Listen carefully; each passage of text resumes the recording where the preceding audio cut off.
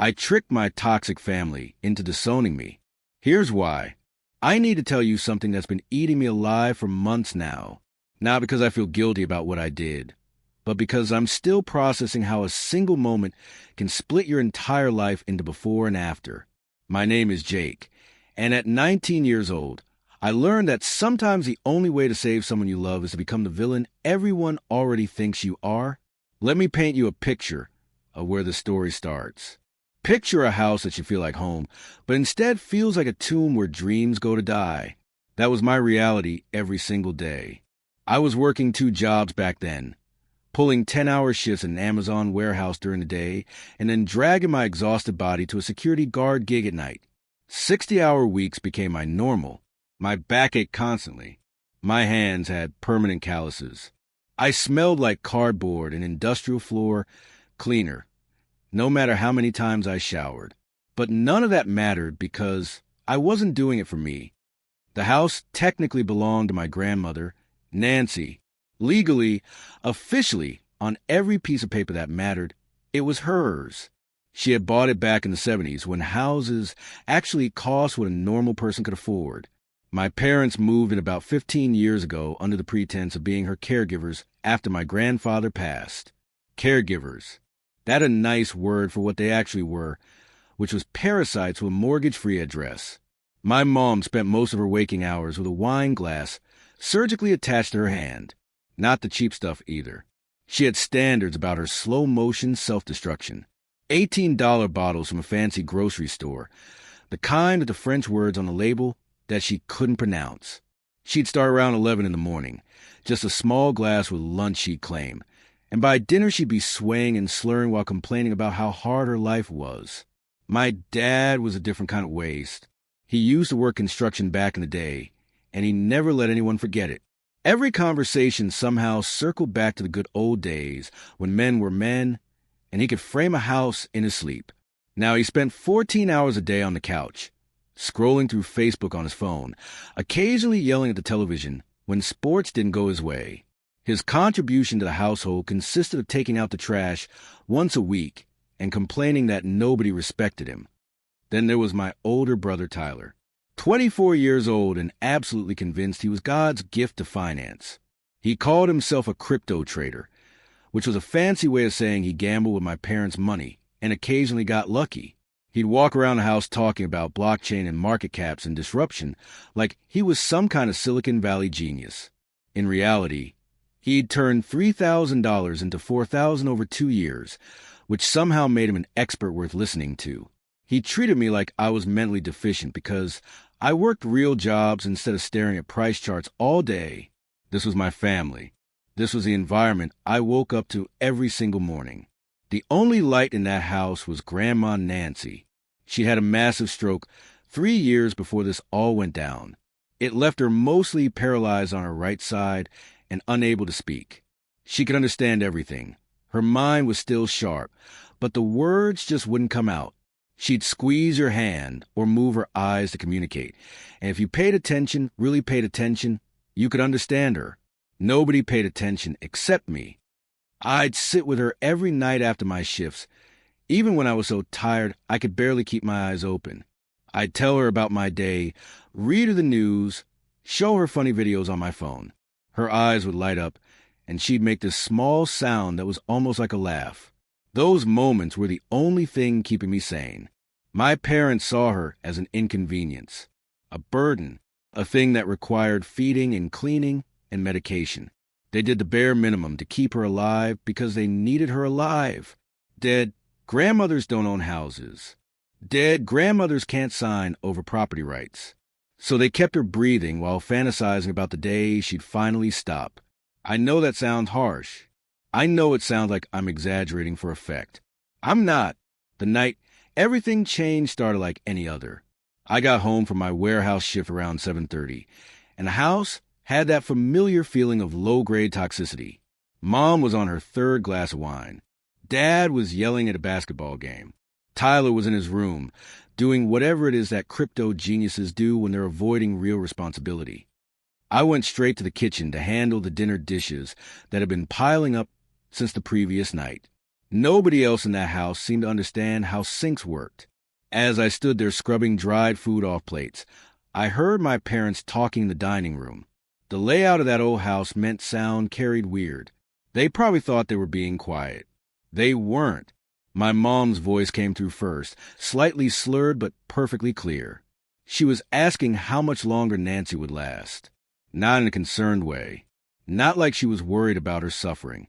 She said it the same way you'd ask, how much longer until your pizza delivery arrives? My hand stopped moving. The plate I was holding hovered under the running water. Mom kept talking. She mentioned seeing houses for sale in Florida, retirement communities with golf courses and pools. She'd been browsing real estate websites, apparently looking at properties, making plans.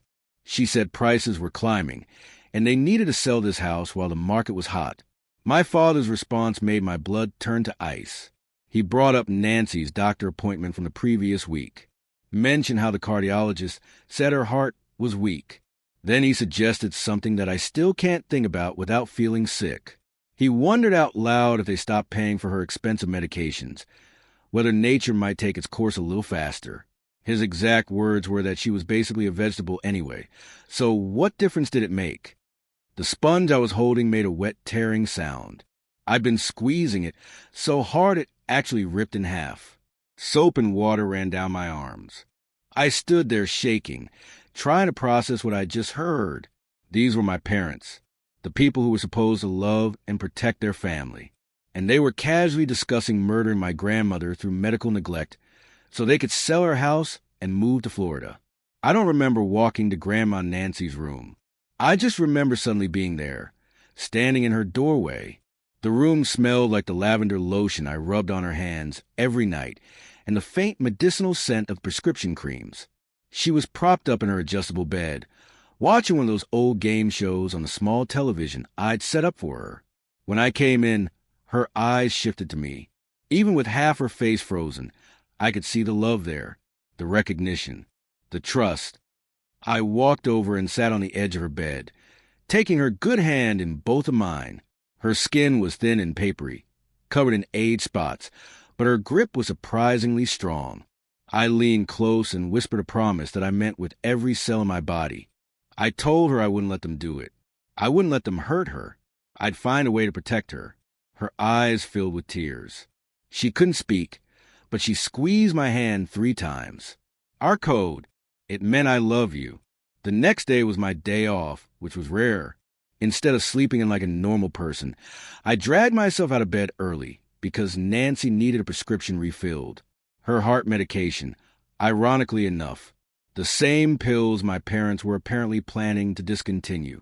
The pharmacy was connected to a grocery store about 2 miles away. I could have driven, but I was trying to save gas money, so I walked. After picking up the medication, I stopped at the gas station next door. I needed coffee, the kind of burnt-tasting sludge that comes out of convenience store machines and probably violates the Geneva Convention. As I was paying, I saw the lottery display behind the counter. Powerball was up to $84 million. The number seemed obscene, impossible, the kind of money that existed only in theory for people like me. I had $6.37 left after paying for Nancy's medication and my coffee. On impulse, probably because I was exhausted and not thinking straight, I bought a ticket. 1 ticket. Quick pick. I didn't even choose the numbers myself. Just let the machine generate them randomly. The clerk handed me the flimsy piece of paper, and I shoved it in my pocket without looking at it. I remember thinking it was stupid, a waste of money I didn't have. But there was something almost meditative about the possibility, you know? Like maybe the universe wasn't completely rigged against people like me. I forgot about the ticket for 2 days. 2 days of grinding through warehouse shifts, scanning packages until my eyes burned, coming home to that toxic house, and pretending everything was normal. 2 days of watching my parents treat my grandmother like an inconvenience while they planned their future Florida retirement. On the 3rd day, I was using the bathroom at the warehouse during my lunch break, sitting in that echoey industrial stall, scrolling to my phone to avoid thinking about the 6 more hours of manual labor ahead of me. A notification popped up. Powerball winner announced. I clicked it without thinking. The winning numbers appeared on my screen. I stared at them. Then I pulled out my wallet because I'd stuck the lottery ticket in there and forgotten about it. My hands were shaking as I unfolded the paper and compared the numbers. They matched. All of them. Every single one. $84 million. I want you to understand something. My first emotion wasn't joy. It wasn't excitement or relief or even disbelief. My first emotion was pure, ice-cold terror, because I immediately understood what this meant. If I told my family, if I was honest about this ticket, several things would happen in rapid succession. First, they'd psychologically manipulate me into giving them the money. They'd been doing it my whole life, making me feel guilty for existing, convincing me I owed them for raising me. They were experts at it. I was 19 years old and had been trained since birth to believe I was worthless. They'd have that money in a trust fund with their names on it before the ink dried on the check. Second, they put Nancy in the cheapest nursing home they could find, some understaffed warehouse where old people go to die slowly and alone. They'd visit once a month maybe, if that. She'd spend her final days surrounded by strangers, wondering why I abandoned her. The thought made me physically ill. Third, they destroy me. Maybe not physically, though I wasn't entirely sure about that where Tyler was concerned. But emotionally, psychologically, they'd grind me down until there was nothing left. I'd become the family story, the ungrateful son who won the lottery and refused to share, never mind that they'd been planning to kill my grandmother for house money. I sat in that bathroom stall for 20 minutes, just breathing, trying to think clearly. The fluorescent lights hummed overhead. Someone came in, used the urinal, left. The warehouse PA system announced something about productivity targets. Normal life continued all around me while my entire existence had just detonated. Eventually, my thoughts started to organize themselves. A plan began forming, piece by piece, like my brain was working on a puzzle it didn't consciously understand yet. If I claimed this money openly, I'd lose everything that mattered. But if I was smart, if I was willing to do something extreme, maybe I could protect Nancy and escape at the same time. The solution was so obvious, it was almost funny. My family already thought I was worthless. They already treated me like a burden and a failure. What if I leaned into that? What if I became such a massive problem, such a potential financial liability, that they'd want nothing to do with me? What if I could make them so desperate to distance themselves that they'd do it legally, officially, with signatures and witnesses? If they disowned me, legally cut me off, they'd have no claim to anything I owned, including lottery winnings they didn't know existed. I finished my shift on autopilot. My body went through the motions of scanning packages and stacking boxes, while my mind was miles away, refining the plan. It had to be believable. It had to be something they'd buy completely, and it had to make them desperate enough to act immediately. When I got home that night, the house was quiet. Mom had passed out in her chair with an empty wine bottle on the side table. Dad was snoring on the couch. Tyler was presumably in his room, studying his precious charts.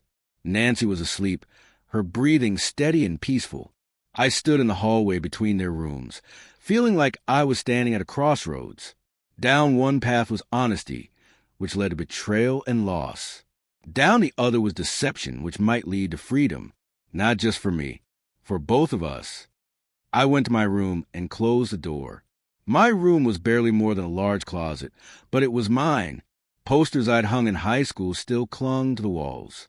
My twin bed took up most of the space. A small desk I bought at a thrift store held my ancient laptop, and a lamp that flickered if you bumped it. I sat down at that desk and opened my laptop.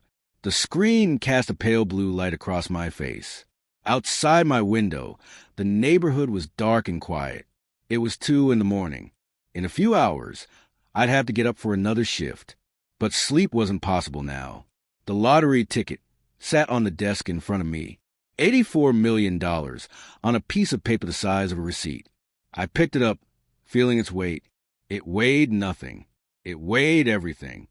My eyes drifted to the wall, to a loose section of paneling near the floor that I discovered years ago. Behind it was a gap in the wall, a space between the drywall and the exterior where someone had done sloppy construction work decades ago. It was the perfect hiding place. I got down on my knees and carefully pried the panel loose. The space behind it was dark and dusty. I took the lottery ticket and slid it deep into the gap, as far back as my arm could reach. Then I replaced the panel and made sure it looked undisturbed. $84 million was now hidden in my wall, and nobody in the world knew about it except me. I sat back down at my laptop and stared at the blank screen. The hard part was about to begin. I needed to become someone they want to throw away. I needed to manufacture a crisis so convincing, so terrifying to their selfish interests, that they'd rush to legally separate themselves from me. And I knew exactly how to do it. My brother Tyler, the self-proclaimed financial genius, had been bragging for months about leverage trading and margin accounts. He loved throwing around terms to make himself sound sophisticated. Flash crashes, stop losses, liquidation cascades. He'd lecture anyone who'd listen about the risks and rewards of trading with borrowed money. What he didn't know was that I'd been listening, really listening, learning the vocabulary, understanding the mechanics, not because I care about crypto or day trading, but because information is power, and I'd learned to hoard any scrap of power I could find in that house. Now I was going to use his own expertise against him. I opened a photo editing program on my laptop. It was free software, nothing fancy, but it would do the job. I spent the next 3 hours creating something that would change everything. A fake screenshot, a manufactured catastrophe, a digital bomb that would make my family so desperate to cut me loose that they'd do exactly what I needed them to do. When I finished, I leaned back and looked at my work. It was perfect, terrifyingly believable. The kind of financial disaster that would make my family's blood run cold. I saved the file, closed my laptop, and finally let myself feel it. Not triumph, not yet, but something close to hope. A fragile, dangerous hope that maybe, just maybe, I could save us both. Outside, the sun was starting to rise. Another day was beginning. But for me, everything was about to change. The plan was in motion. The next 48 hours were some of the strangest of my life. I walked through my warehouse shifts like a ghost, my body performing the motions while my brain operated in a completely different dimension. I was planning something that felt simultaneously insane and necessary, a controlled demolition of my own life to save the only person who'd ever actually loved me. I spent every spare moment refining the fake screenshot on my laptop. The free photo editing software wasn't fancy, but it didn't need to be. I wasn't creating art. I was creating a believable financial catastrophe, the kind of thing that would send my family into an immediate panic spiral. The key was making it look authentic, not just some red numbers on a screen, but a genuine trading platform interface with all the right details. I studied real screenshots from trading apps, memorized the layout, the fonts, the exact way information was displayed. The devil was in the details, and I needed those details to be perfect because my brother Tyler, for all his flaws, actually understood this stuff. The fictional trading account I created belonged to a platform called Apex Trader. I chose it because it was real enough that Tyler would recognize the name, but obscure enough that he wouldn't have personal experience with their exact interface. The account name was mine. The timestamp was from 2 days ago, right after the market close. But here's where it got beautiful. The balance wasn't just negative. It was catastrophically, life-destroyingly negative. Margin debt / negative balance : negative $482,000. Not 400,000. Not 500,000. 482,000 specifically. That level of precision made it real. Round numbers feel fake. Specific numbers feel like they came from an actual calculation. Below that, I added the transaction history. A single leverage position on a volatile crypto asset. Entry price, exit price, the works. The math actually checked out if you bothered to calculate it, which Tyler definitely would. I'd open a position with 50 times leverage, which sounds insane because it is insane, and then the price had moved against me during a flash crash event. For those who don't speak finance, let me explain what I was faking. Leverage trading means you're borrowing money from the exchange to make bigger bets. If you have $1,000 and use 50 times leverage, you're controlling a $50,000 position. When it works, your gains are multiplied by 50. When it doesn't work, your losses are also multiplied by 50. And if the market moves fast enough in the wrong direction, you could end up owing the exchange more money than you started with. It's financial Russian roulette, and Tyler loved lecturing people about it. The story I constructed was simple but devastating. I'd supposedly been trying to make money for Grandma Nancy's care, maybe even afford some experimental treatment or a better home health aid. I'd heard Tyler talking about his wins and thought I could do it too. I'd opened an account, deposited my savings, and used maximum leverage on what I thought was a safe bet. Then the flash crash happened, a real phenomenon where prices temporarily plummet due to algorithmic trading gone haywire. It happens in crypto markets with disturbing frequency. During one of these crashes, stop-loss orders, which is supposed to automatically close your position at a predetermined price to limit losses, sometimes don't execute properly. The system lags. By the time your position closes, the price is cratered so far that you're not just at zero. You're in debt to the exchange. This wasn't theoretical. This actually happened to real people. That's what made my lies so perfect. It was plausible enough that Tyler would believe it immediately. I added one more crucial detail to the screenshot, a notification banner at the top of the screen stating that the account was under review and that I had 7 business days to deposit the negative balance or face legal action for debt collection. The kind of corporate language that makes your stomach drop when you read it. When I was finished, I sat back and looked at my work. It was terrifying how real it looked. For a moment, I almost believed it myself. The next step was preparing myself physically for performance. I needed to look like someone who just discovered they destroyed their life. Pale, shaky, on the edge of a breakdown.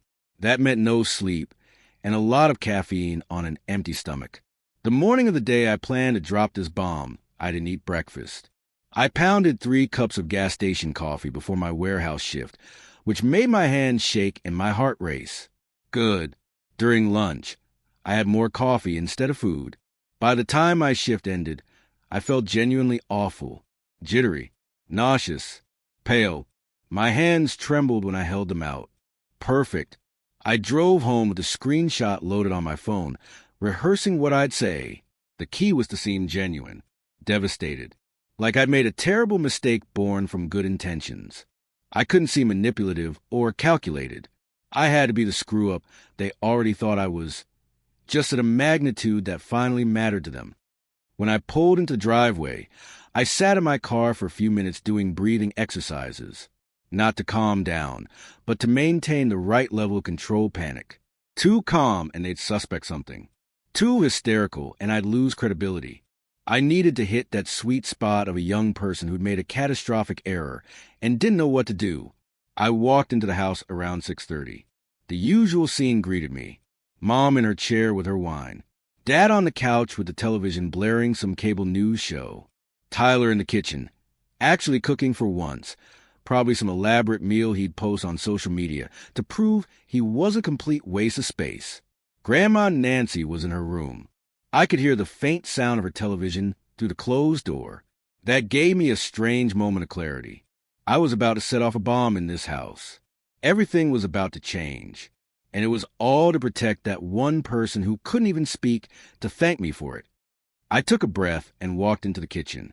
Tyler was at the stove, doing something with a pan that involved more flame than seemed strictly necessary. He glanced at me with his usual expression of mild contempt, the look he gave me approximately 20 times a day. He asked if I was going to contribute to dinner or just stand there looking useless. His tone was casual cruelty, the kind he perfected over years of practice. I didn't respond. Instead, I pulled out my phone with shaking hands. The tremor wasn't even fake anymore. The coffee and adrenaline had me genuinely wired. I unlocked it, pulled up the screenshot, and just stood there staring at it with what I hoped looked like shock and horror. Tyler noticed my hands shaking. His expression shifted from contempt to curiosity. He asked what was wrong with me, if I was having some kind of medical situation. I looked up at him. This was it, the point of no return.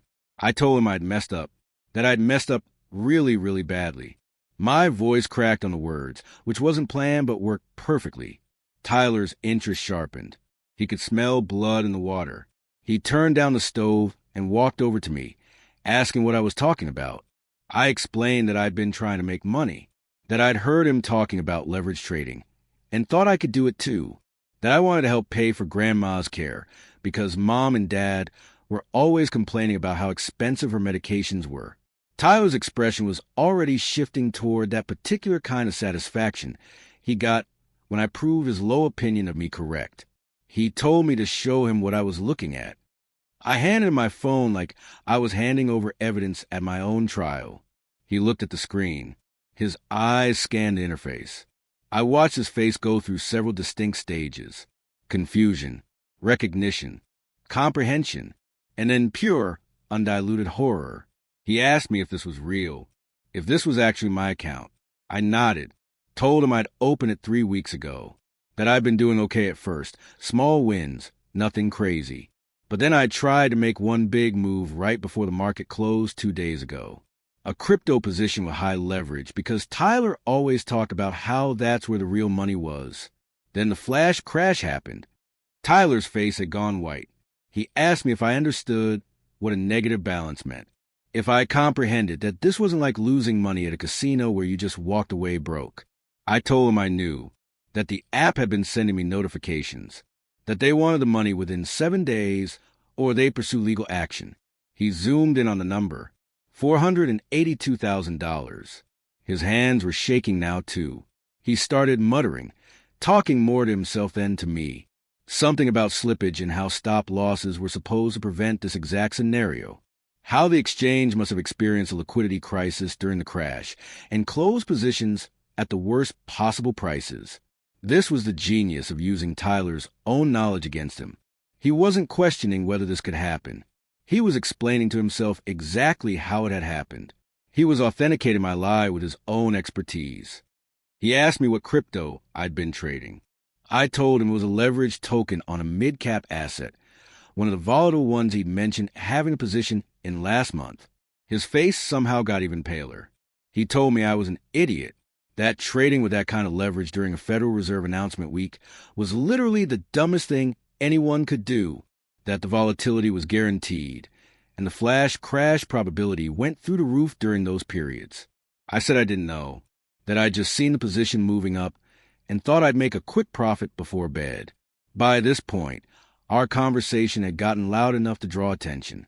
Dad appeared in the kitchen doorway, asking what all the yelling was about. Mom was right behind him, wine glass in hand, looking annoyed at having her evening viewing interrupted. Tyler held up my phone like it was evidence at a crime scene. He told him I'd done something incredibly stupid, that I destroyed my life and possibly theirs too. Mom asked what he was talking about. Her words were slightly slurred, which meant she was on glass number 4 or 5. Tyler launched into an explanation, using all his finance terminology. He talked about margin debt and technical overdrafts and asset seizure. He made it sound even worse than I'd imagined, adding details about how exchanges pursue these debts and how they could go after anyone registered at the debtor's address. Dad's expression shifted from confusion to anger. He asked if Tyler was saying that debt collectors could come after their house. Tyler confirmed it, told him that because I was registered at this address, because I had no other assets, the exchange would absolutely pursue collection against any property associated with my name. And since I was legally a resident here, that put their house in danger. Mom made a sound like she'd been punched. She looked at me with an expression I'd never seen before. Pure hatred, not disappointment or frustration. Actual hatred. She said I destroyed everything, that they'd been planning their future, their retirement, that the house was supposed to be their nest egg after Nancy passed. And now I put all of it at risk. Notice she didn't say after Nancy died. She said after Nancy passed, like it was a scheduled event they were waiting for. Like my grandmother was a television show that would eventually reach its series finale and free up their evening slot. Dad started pacing. He was asking Tyler questions about the legal mechanics, whether the debt could be discharged in bankruptcy, whether there was any way to protect their assets. Tyler said bankruptcy wouldn't help, because this was a margin debt, not a normal loan. That it was more like fraud from the exchange's perspective. That they'd pursue it aggressively because letting it slide would set a precedent for other traders to take ridiculous risks knowing they could just declare bankruptcy. The words fraud and legal action hung in the air like nerve gas. Mom turned to me and asked how I could do this to them. She wasn't crying. She was furious. She wanted to know if I had any idea what I'd cost them, if I understood that I'd ruined their lives. Not my life. Their lives. I started to respond, to say I'd been trying to help, but Tyler cut me off.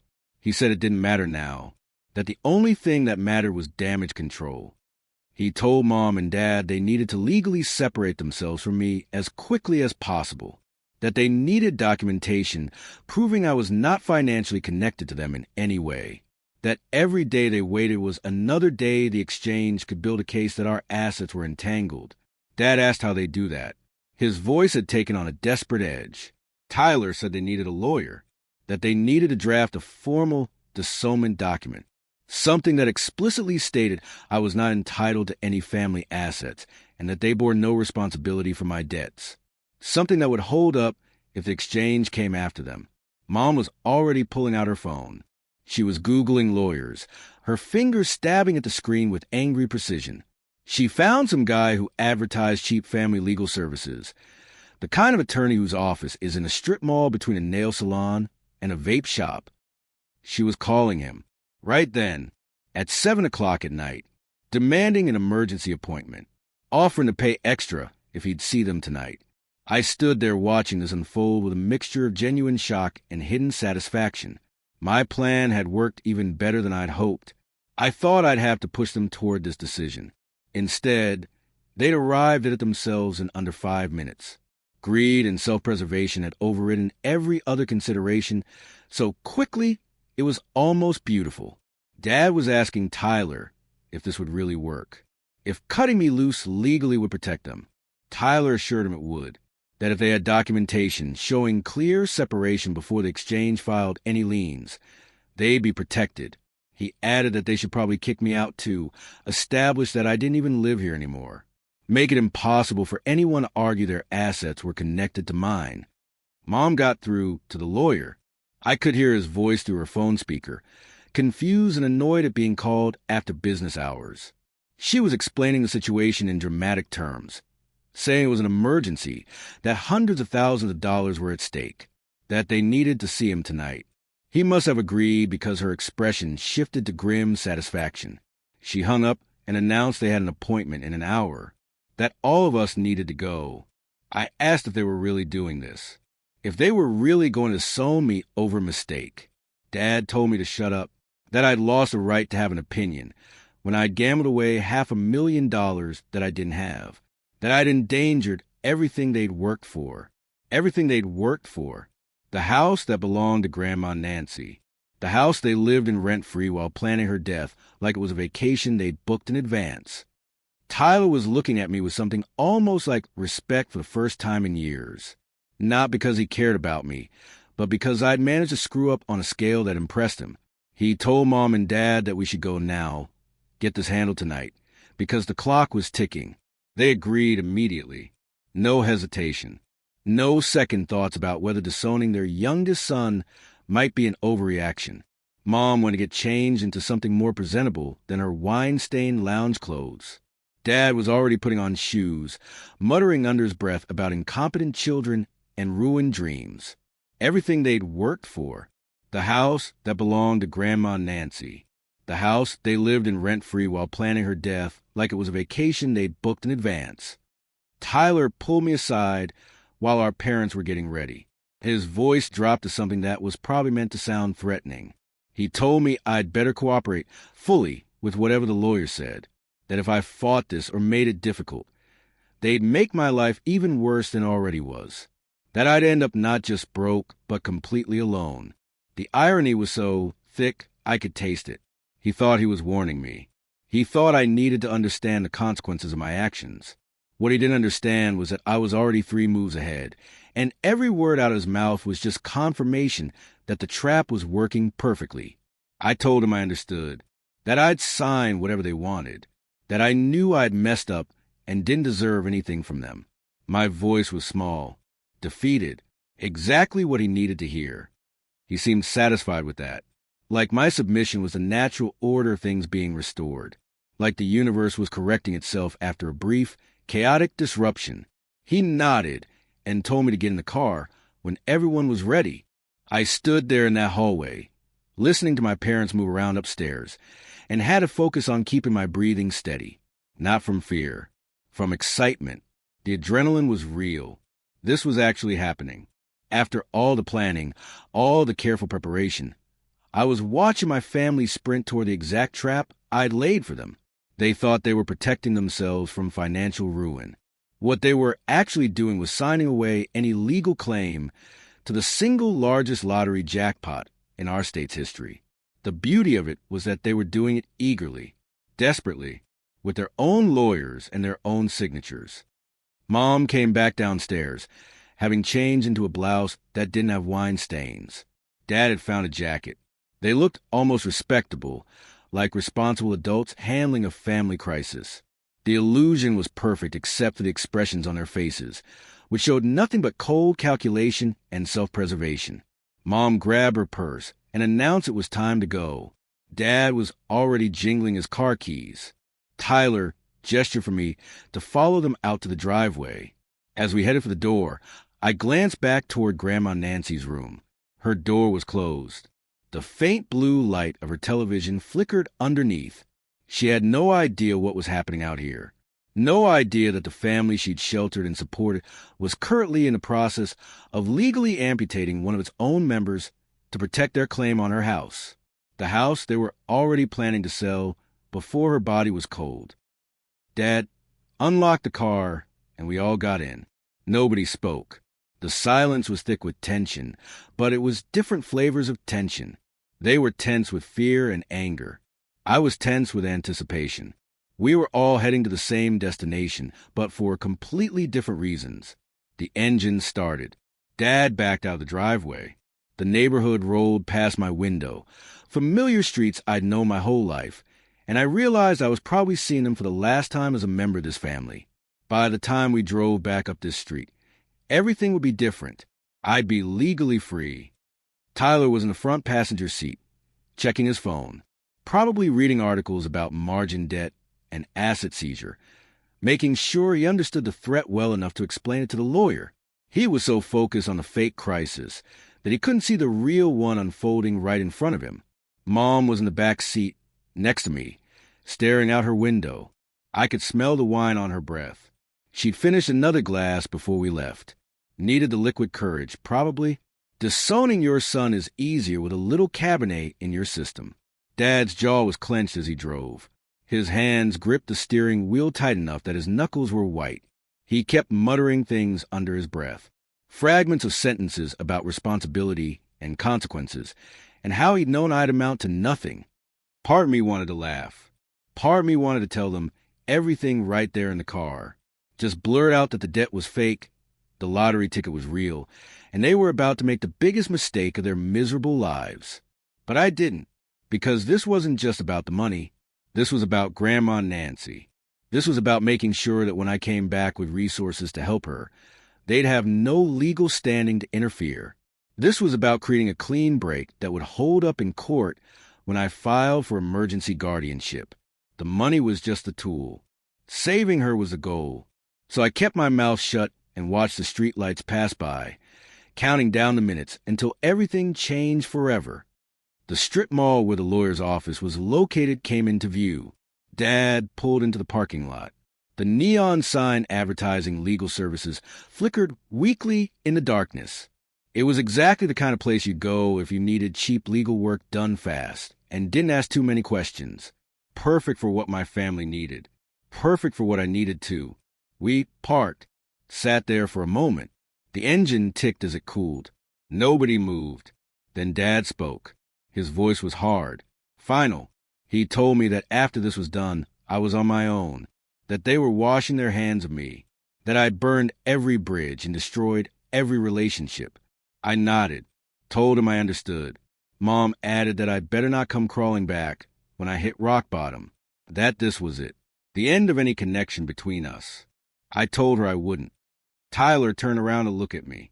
His expression was something between pity and contempt. He said that maybe this would teach me something about consequences, about how the real world works, about what happens when you try to play games you don't understand. I almost smiled at that. Almost, because he had no idea how right he was about games and understanding. But instead of smiling, I just looked down at my hands and nodded like I was taking his wisdom to heart. He seemed satisfied, turned back around, opened his door.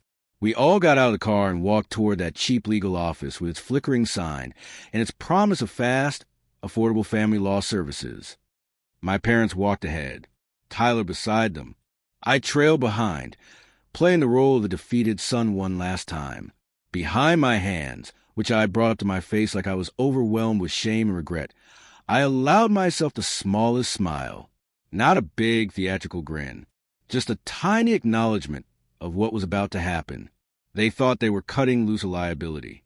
What they were actually doing was signing away their claim to $84 million. And they were about to do it eagerly, desperately, with lawyers and witnesses and notary stamps. Dad reached the door to the office, pulled it open, gestured for everyone to go inside. This was it, the moment where everything changed. I took a breath, put on my best expression of misery and defeat, and walked through that door to watch my family destroy themselves with their own greed. The lawyer's office was exactly what you'd expect from a place that advertised emergency legal services after business hours. Cheap paneling on the walls, fluorescent lights that hummed with a frequency that made your teeth ache, a waiting room with chairs that had probably been there since the 80s, their fabric worn thin and stained with decades of other people's desperation. The receptionist's desk was empty. Of course it was. This was an after-hours emergency appointment, which meant we got the lawyer himself, no support staff, just a guy trying to make some extra cash off other people's family drama. He appeared from a back office within seconds of us walking in, mid-50s, overweight in that specific way that comes from too many years of sitting behind a desk. His suit had probably fit him properly once, maybe a decade ago. Now it strained at the buttons. His tie was loosened around his neck, like he'd been wearing it for 12 hours and couldn't wait to take it off. He introduced himself as Mitchell Crane, shook hands with my dad and Tyler, but barely glanced at me. I was the problem being dealt with, not a client worth acknowledging. He invited us into his office. The space was cramped and cluttered. File folders covered every surface. His desk was buried under paperwork. The computer monitor was one of those old, thick ones that took up half the desk. There was a faint smell of old coffee and something else, maybe mildew from the carpet that hadn't been replaced in 20 years.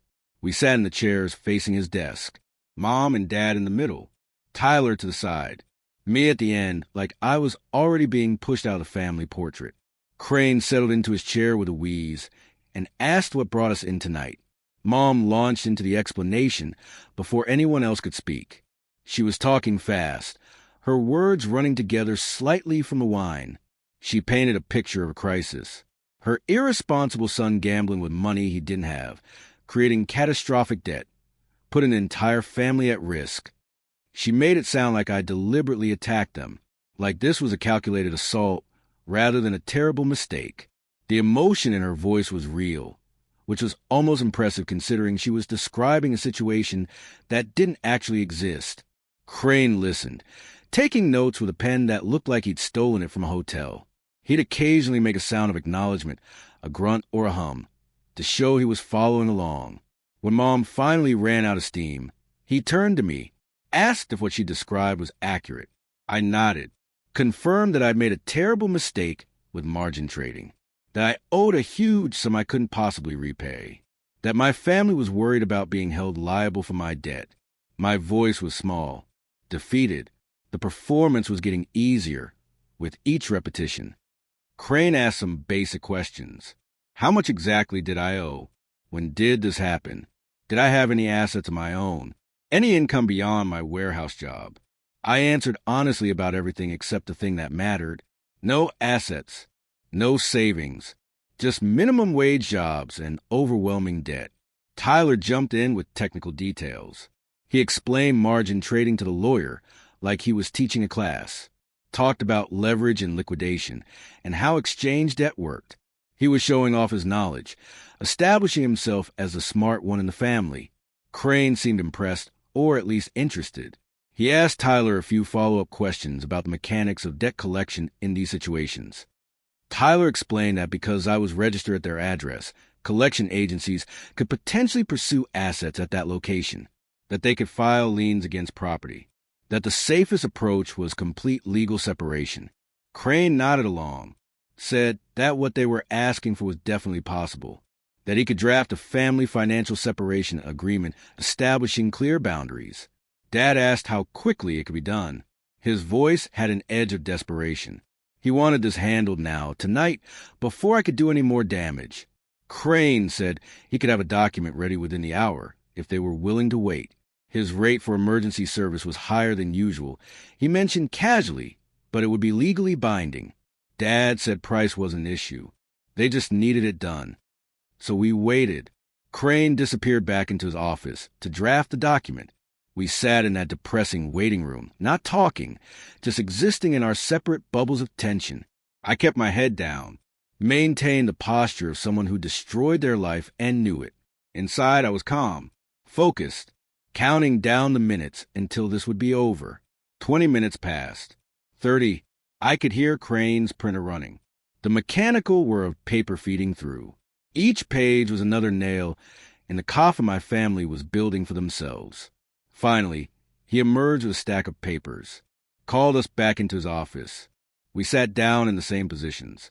Crane spread the documents across his desk, started explaining the terms in that particular tone lawyers use when they want to sound important.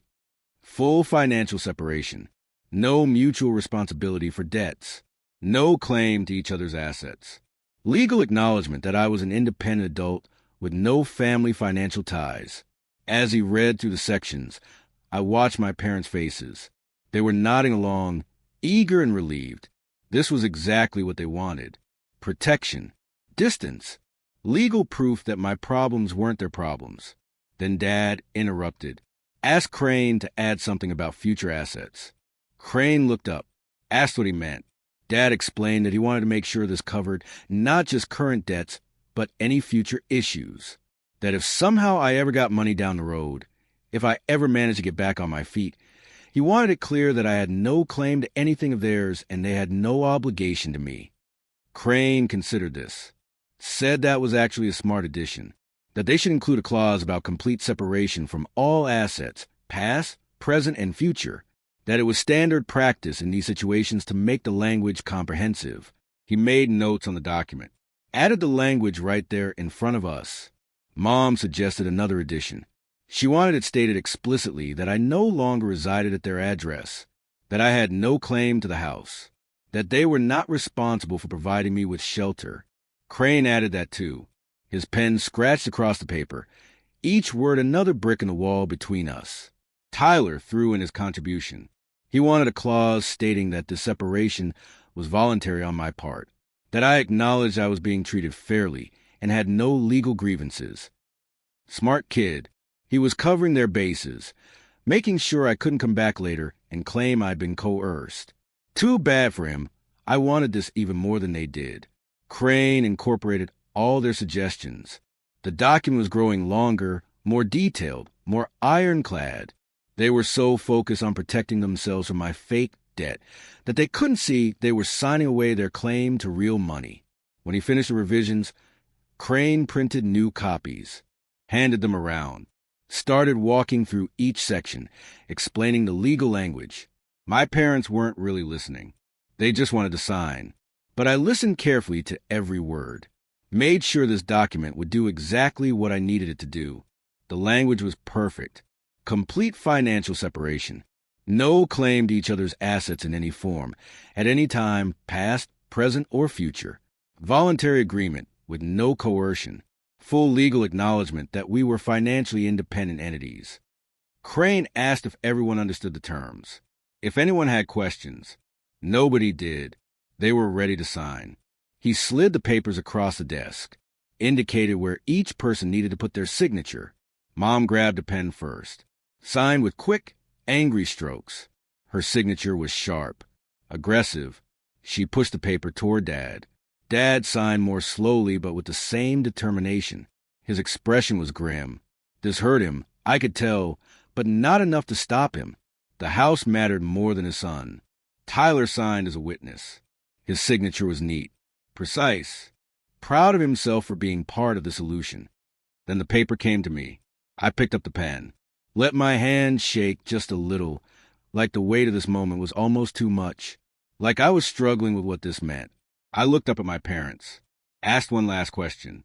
If they were really sure about this, if this was really what they wanted. Mom actually laughed, told me to stop being dramatic, and signed the paper. That I'd made this choice when I destroyed my life with stupid trading. That they weren't going to let me drag them down with me.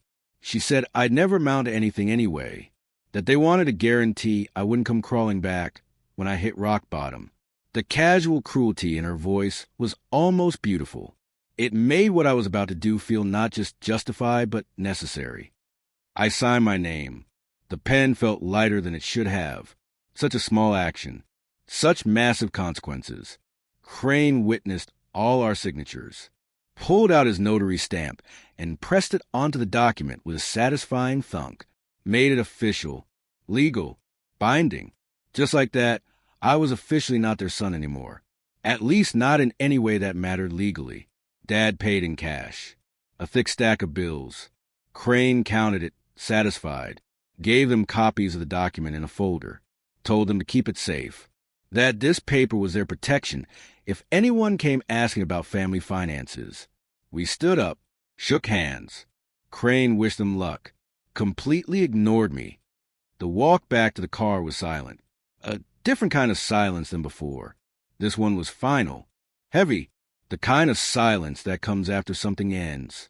We drove home through empty streets, late enough that most people were already asleep, the occasional streetlight, throwing pools of yellow on the asphalt, houses dark except for the blue glow of televisions in a few windows. When we pulled into the driveway, Dad killed the engine, sat there for a moment with his hands on the wheel. Then he turned around and looked at me, told me I had 10 minutes to get my things and leave, that if I wasn't gone by the time he finished his beer, he'd call the police and have me removed for trespassing. The speed of it caught me off guard, even though I'd been expecting it. We just walked in the door, and already they wanted me gone. I got out of the car, went to my room. The space looked smaller than usual. Everything I owned suddenly seemed insignificant. Clothes, books, the cheap laptop, posters on the wall from high school. I grabbed my backpack, threw in some clothes, my laptop, the charger, some basic toiletries, left everything else. None of it mattered anymore. Before I left, I had to see Grandma Nancy one more time. I walked to her room, knocked softly even though she couldn't answer, opened the door. She was awake, propped up in bed, watching one of her game shows with the volume low. When she saw me, her face lit up with that smile she could still manage. I sat on the edge of her bed, took her good hand in mine. The words came out in a whisper. I told her everything was going to be okay, that I was leaving for a little while, but she shouldn't worry, that what just happened was part of a plan, that I was going to come back for her very soon. I told her to hold on just a little bit longer, to be strong, that I loved her more than anything in the world. Her eyes filled with tears. She squeezed my hand 3 times. Our code, I love you. I kissed her forehead. Let myself have one moment of real emotion in the middle of all this calculated deception. She was the only person in this house who'd ever actually loved me, the only one worth saving. I promised her again that I'd be back, that she wouldn't have to stay with them much longer. Then I stood up and walked out of her room for what I thought might be the last time. Tyler was in the hallway, told me my 10 minutes were up, that it was time to go. I didn't argue, just walked to the front door with my backpack. The family was in the living room, watching me leave like I was trash being taken out. Dad with his beer, Mom with her wine, Tyler standing there with his arms crossed, making sure I actually left. Dad yelled something about never coming back, about how I wasn't welcome here anymore, how I burned every bridge. I didn't respond. Just opened the door and walked out into the night. It was raining. Of course it was raining. Cold drops that soaked through my jacket within seconds.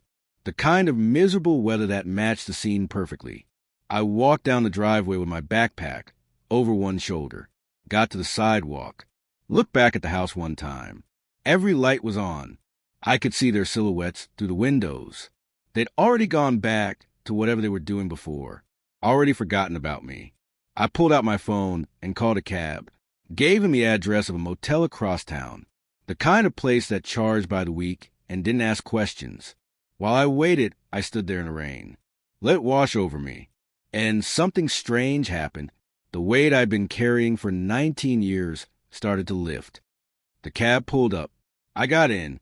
The driver asked if I was okay, probably because I was soaking wet and carrying everything I owned in a backpack. I told him I was fine. Better than fine, actually. As we drove away, I watched the house disappear in the rearview mirror. That prison, that tomb, that place where a loved one to die. I pulled out my phone, opened the photos, found the fake trading screenshot I created, looked at it one last time, then deleted it. Didn't need it anymore. The driver asked where I was headed with all my stuff, if I was starting fresh somewhere. I told him, yeah, something like that.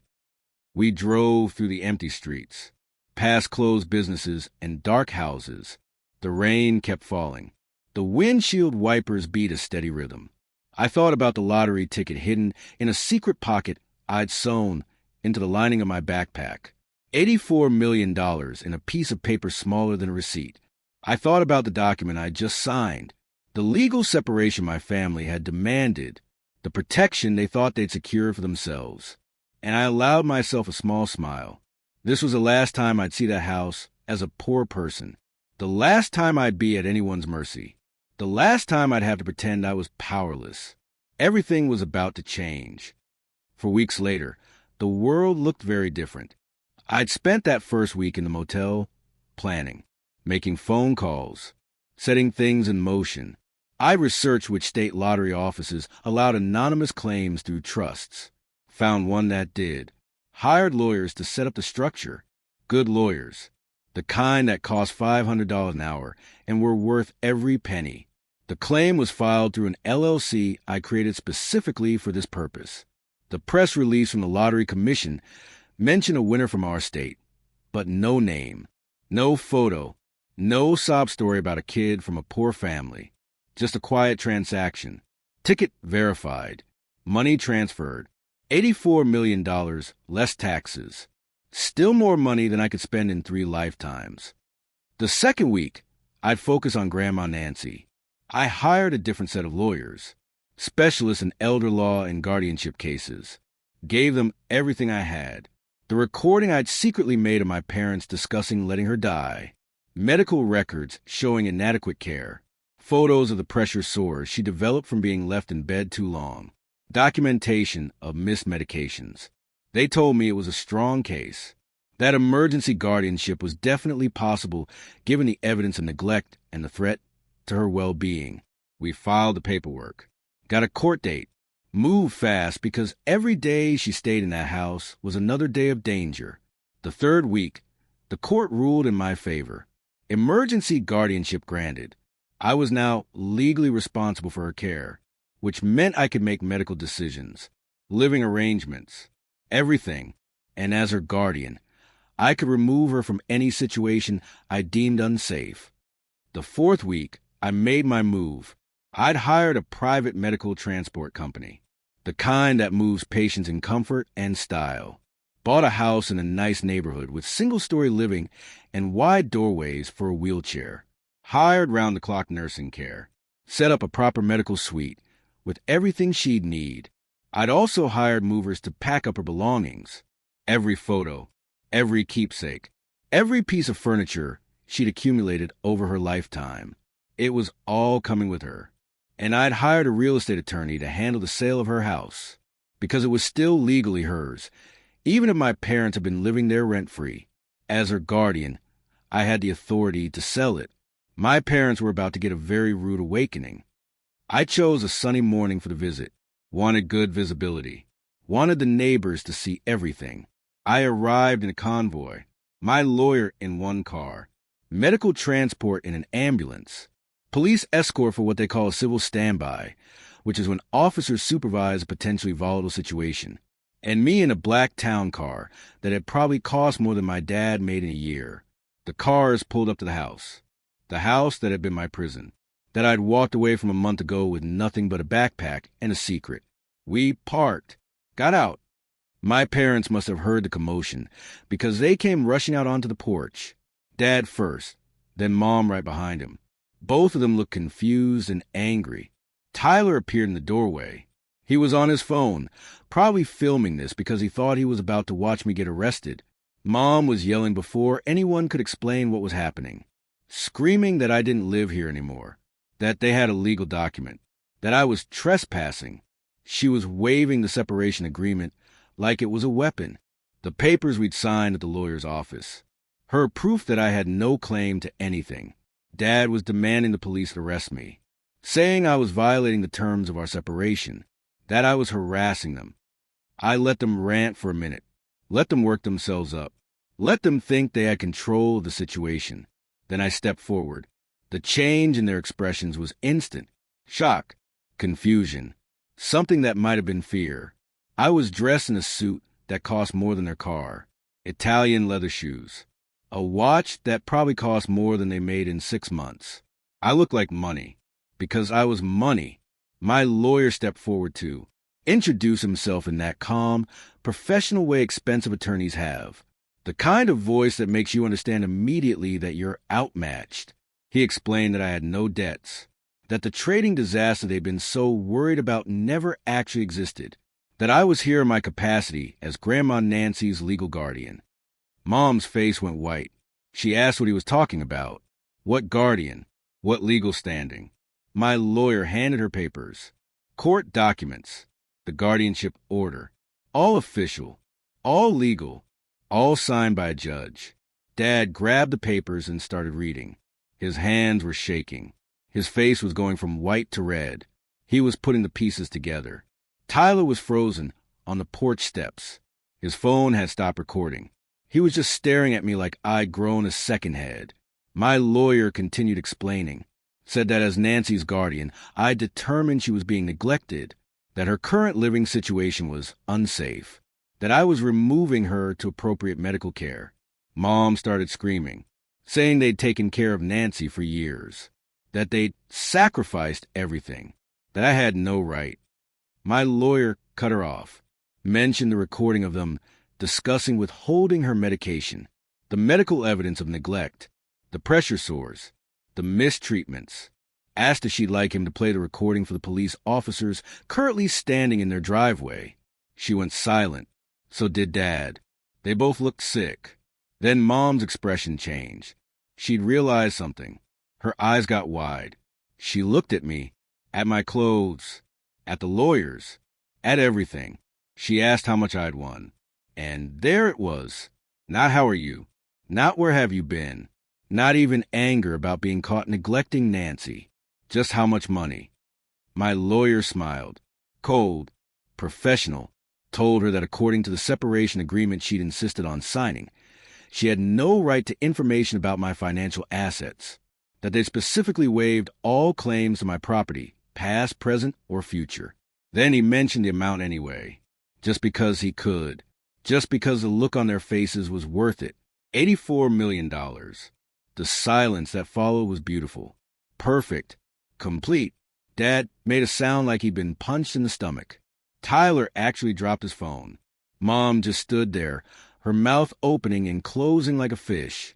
Then she started moving toward me, arms out, tears suddenly appearing, saying she knew I'd come back. That family was family. That blood was thicker than water. The police officers stepped between us. My lawyer had briefed them in advance. They knew what to expect.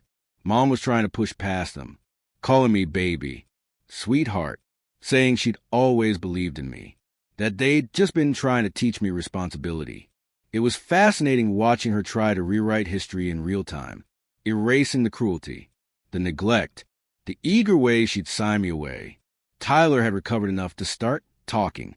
He was going on about how he'd taught me everything I knew, how his expertise had helped me understand the market, how this was really a team effort.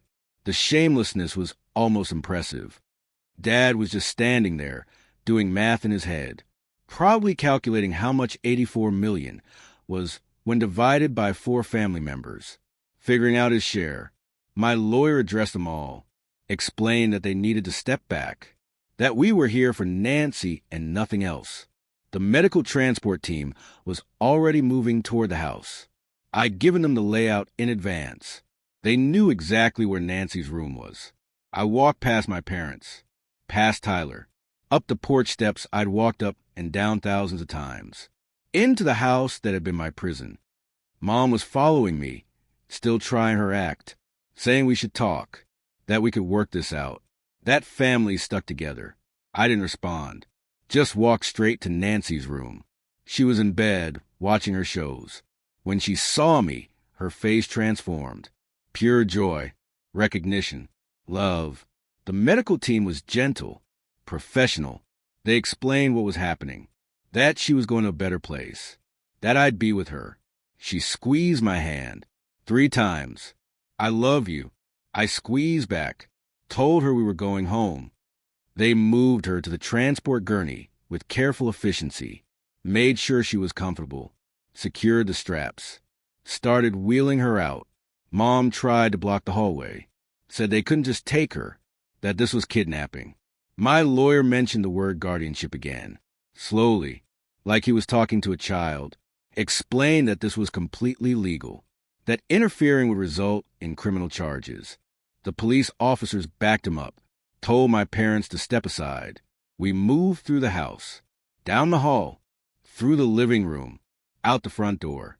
The neighbors were watching now, standing in their yards, on their porches, whispering to each other. As we loaded Nancy into the medical transport, I turned back to my parents, told them there was one more thing. My lawyer handed Dad another set of papers. These ones were different. A notice of intent to sell the property. Dad asked what this meant. His voice was barely a whisper. I explained that as Nancy's guardian, I had authority over her assets, that the house was still legally hers, that I decided it needed to be sold to fund her care. The look on his face was everything. I told them they had 30 days to vacate the premises, that the real estate agent would be in touch about showings, that they should start looking for new accommodations. Mom was shrieking now, saying this was their home, their security, their retirement plan. I mentioned that according to the legal separation they'd insisted on, they had no claim to my assets or my decisions, that this was entirely within my rights as Nancy's guardian. Tyler finally found his voice, started going on about how I'd tricked them, how the debt was fake, how I'd manipulated them. I looked at him, really looked at him, let him see exactly how little I cared about his opinion, told him he'd been right about one thing, that knowledge really was power, and that his expertise in margin trading had been incredibly useful, just not in the way he'd intended. The understanding that dawned on his face was beautiful. The realization that his own knowledge had been weaponized against him, that every technical detail he'd added to make my fake debt sound more convincing had been another nail in his own coffin. I got into my car. The medical transport pulled away first, Nancy safe inside. The lawyers followed. The police escort. I was the last to leave. As my driver pulled away from the curb, I looked back one final time, saw my parents standing in the driveway of a house that was about to be taken from them, saw Tyler realizing that his smugness and his expertise had been his downfall, saw the life I was leaving behind forever. The driver asked where to next. I gave him the address of Nancy's new home, our new home, the place I'd set up for both of us. He nodded, started driving. 3 months later, I'm sitting on the patio of a house overlooking the ocean. The sound of waves is constant, soothing. The air smells like salt and freedom. Nancy is in her chair next to me, a blanket over her legs even though it's warm out. She looks healthier than I've seen her in years. Proper nutrition, constant care, physical therapy, that's actually helping. I'm reading to her from a book she loves, something about gardens and seasons and the passage of time. She's listening with her eyes closed, a small smile on her face. The nursing staff is inside, preparing lunch. There's a chef who comes in to make her favorite meals. Physical therapists who visit 3 times a week. Everything she needs. I don't think about my parents much anymore. Last I heard, they'd found a cheap apartment across town. Dad got a job doing part-time maintenance work. Mom was working retail. Tyler moved back in with them because his crypto genius routine didn't translate to actual income. They tried to sue me. Multiple lawyers told them they had no case. The separation agreement they'd insisted on was ironclad. The guardianship was legitimate. The sale of the house was legal. Every door they tried to open, I'd already locked from the inside. Sometimes I see them at a distance. In stores. On the street. They pretend not to see me. I return the favor. The money is nice. I won't pretend it isn't. But that's not what I won. I won the ability to protect someone I love. I won freedom from people who saw me as nothing more than a burden. I won the right to make my own choices and live my own life. I won Nancy's final years being filled with comfort instead of neglect. That's worth more than $84 million. That's worth everything. Nancy squeezes my hand. 3 times. I love you. I squeeze back. 3 times. I love you too. The waves keep rolling in. The sun is warm on my face. The book is good. Life is good. And I earned every second of it.